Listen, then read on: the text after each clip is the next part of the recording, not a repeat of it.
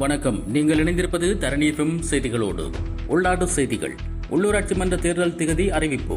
உள்ளூராட்சி மன்ற தேர்தல் மே மாதம் 6ஆம் திகதி நடைபெறும் என தேர்தல்கள் ஆணைக்குழு தெரிவித்துள்ளது.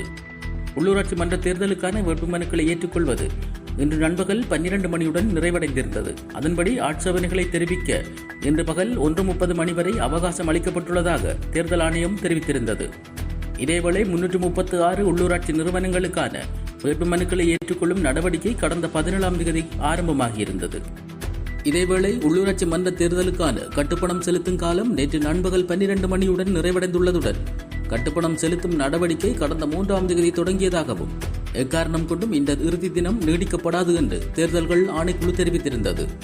அத்துடன் உள்ளூராட்சி மன்ற தேர்தலுக்கான கட்டுப்பணத்தை ஏற்றுக்கொள்வதற்காக மாவட்ட செயலக அலுவலகங்களில் வசதிகள் செய்யப்பட்டிருந்ததுடன் 2023ஆம் ஆண்டு உள்ளூராட்சி தேர்தலில் 80,672 வேட்பாளர்கள் போட்டியிட்டிருந்தமை குறிப்பிடத்தக்கது.